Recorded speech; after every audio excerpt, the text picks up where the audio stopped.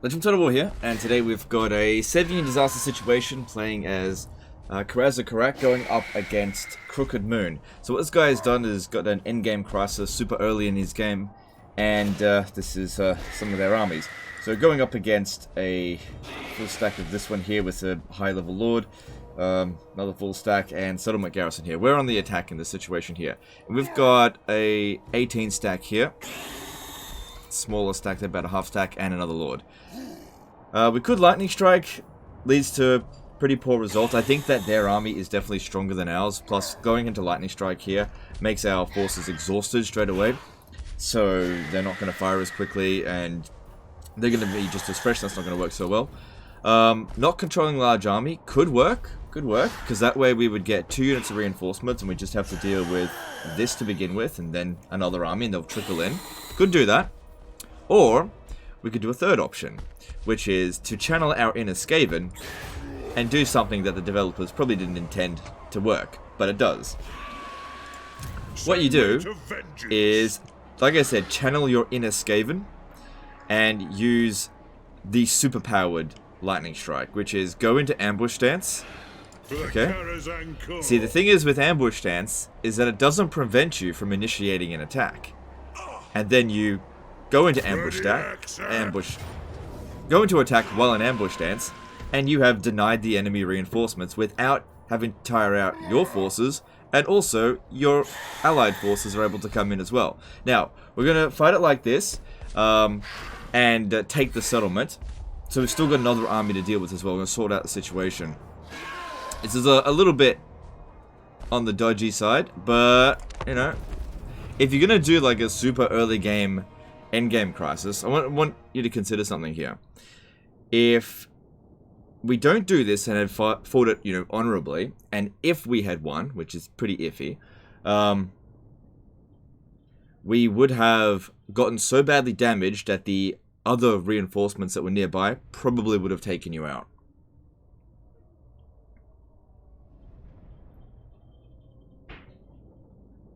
Now, just because we got an auto-resolve victory here doesn't mean that we should take the auto-resolve, and also doesn't mean we can get lazy, because there's a whole other army that needs to be dealt with.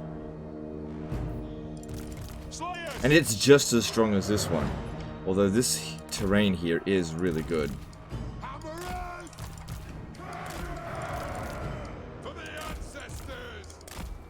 Now, I don't know if it was intended for this to work this way, but, you know, it's pretty handy if you're going up against massive numbers of forces. Okay. Do you have... You wouldn't have any regen ability. You got the Master Rune of Spice, but no regen. Gotta get that Iron Warden tankard. Okay. They've got some artillery, don't they? Yeah, there it is. Doomdiver catapults. Only 2 of them.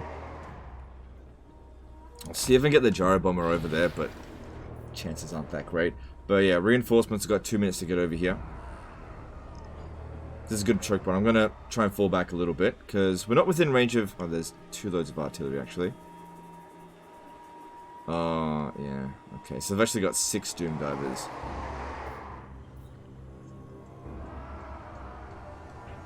Will they shoot at Thorgrim?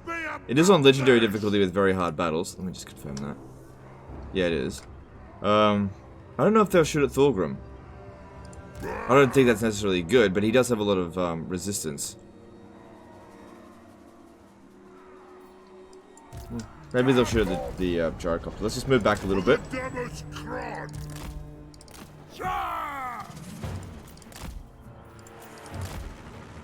Yeah, they don't seem to want to shoot at us.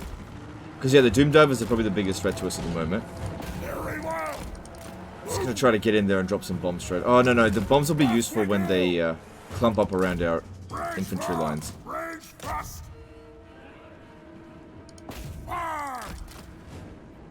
I don't want to be getting shot by them. They got a fair bit of armor piercing. Come on, move.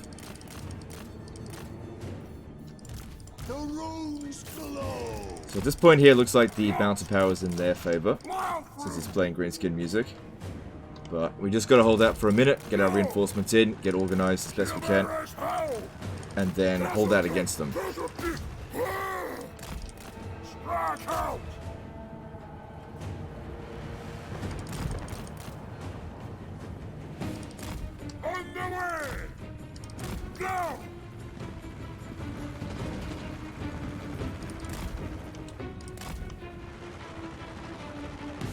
Okay, yeah, don't use that to shoot at him. That's a waste.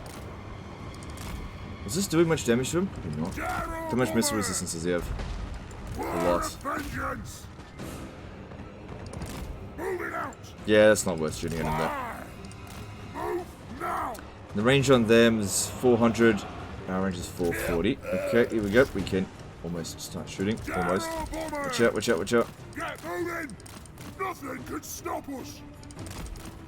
Gotta get around the back of their army.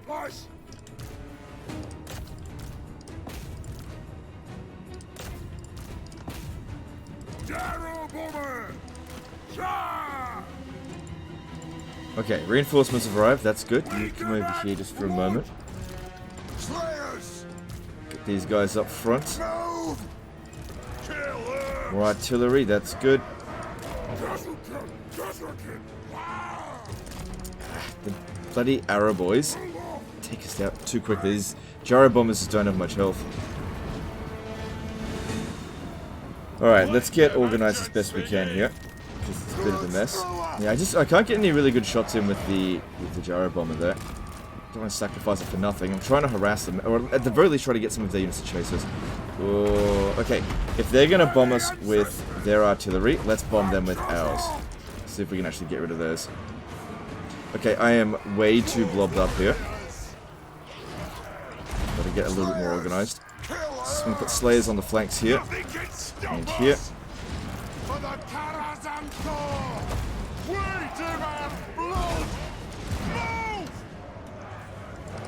Yeah, good. We've got a Savage Orc Arrow Boy chasing after us. Then you get back, get back. Forward!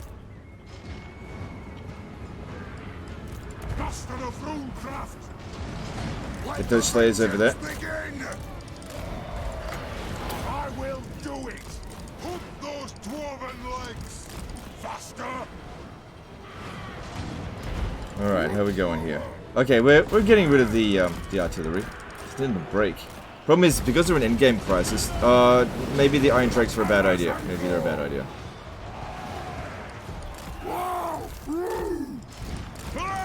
Okay, we've almost gotten rid of the enemy lord. Get moving. I am your high king. Warriors!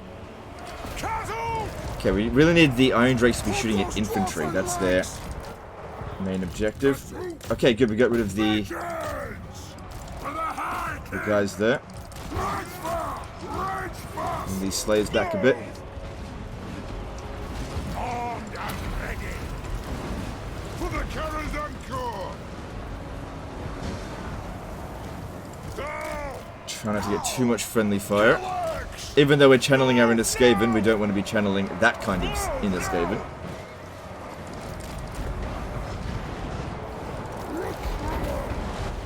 Barracks ready. I am ready. Strike out. That's it. The flamers over there have a good line of sight. These ones over here seem okay. That one's going down. These guys are shooting. How's Torquin doing? He's fine. Just careful what we're shooting at. Try to shoot away from our front line. This fucker's coming back.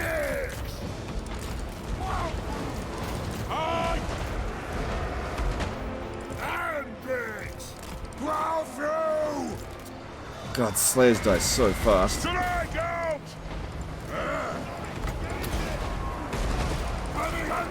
Let's get some bombs down now.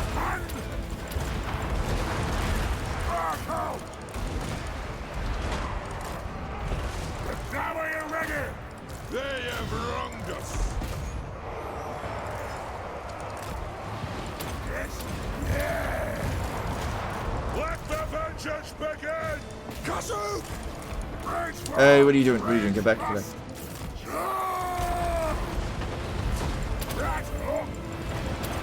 Okay, this one is taking too much damage. Pull it back. Too much damage. Get back. Okay, too much friendly fire in there. Like this. Get them back. Get them back. Others are going to get wiped out. Gotta try to keep the integrity of the army together.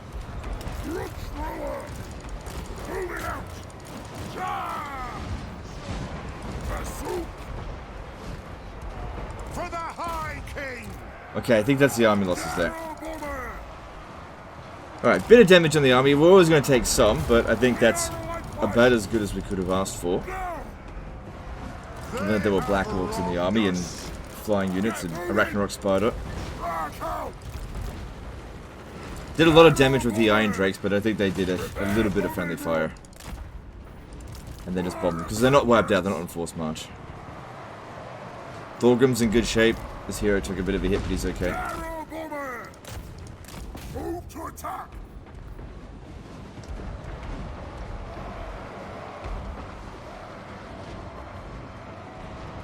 For the ancestor gods. But we're not done yet. Not done yet.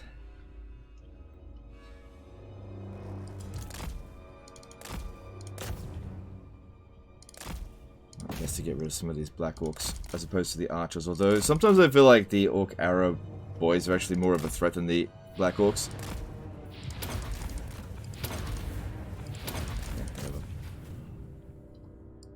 Yeah, we'll never catch up to them. Only the gyrocopter's got enough speed.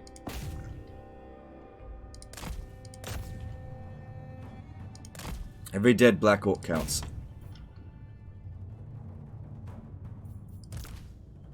There's no time to go back and pick up some more ammunition. That'll have to do. Alright, we're not done yet. Alright, so 340 odd kills on our side. They lost 1,000. Yeah, those Slayers, they go down really quick. I mean, that's what they're there for. They dish out damage quickly and they die quickly. And I imagine that he just recruited them as an emergency type unit using the grudge system. But nobody got wiped out. So now we just need to keep the damaged units out of the way in the next fight. Did they do much damage? They only got 7 kills between them. The grudge throwers did really well.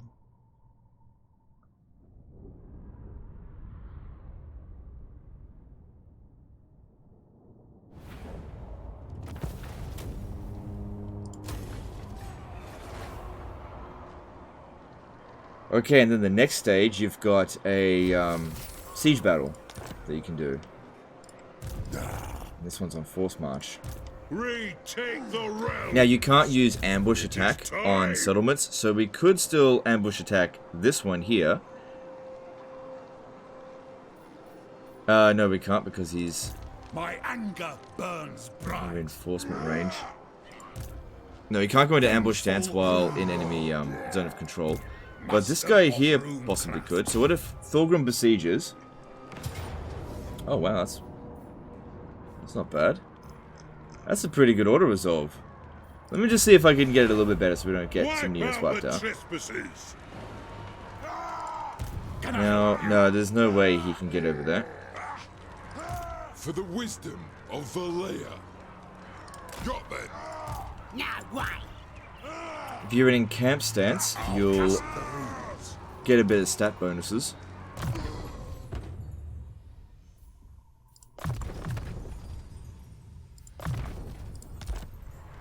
And let's have a look. I don't think you've got pottery, but yeah, no, if you don't have pottery, you're not going to be able to get the Iron Warden tanked, which would really help here. So let's have a look. Can we now just auto-resolve this? Yes! Medium casualties. No one gets wiped out. Okay, well, you've got a few turns before they come down here. And I guess the big question here is, do you sack it and just run back over here? And just wait for more reinforcements to show up? Or do we occupy it? You get a fair bit of Oath Gold. Not that you can do that much with Oath Gold right now without any good resources. But yeah, you're quite badly damaged. I reckon, don't worry too much about the Oath Gold. We got tons from that first fight. Actually, we should be able to sack and occupy it. Because it was only a low tier settlement. Yeah, it was always going to be tier 1 anyway. Armed and ready. Summon me if you dare. And they can't launch the attack from here. They could jump down for sure. Throne bearers. And then we occupy it. Good. And then next turn, if this one does jump down there, you just have to decide whether or not it's worth making the attack. What do you This want? guy here, I think you should leave him here. That way you get more replenishment, because in camp stance doesn't provide bonuses to replenishment. It just allows you to replenish in enemy territory. Plus, if anyone comes up through here, you can do something about it, maybe. I don't know if recruiting this guy here was the best choice, because of the supplies. I reckon if you got rid of him, you'd be in the green. And that way you can pick up a few extra troops. What have you got available? Yeah, there's a fair few units here that would be a lot better suited than getting this guy here. I'd keep the Slayers for now, unless there's... You know, there's a little bit here to get in an emergency.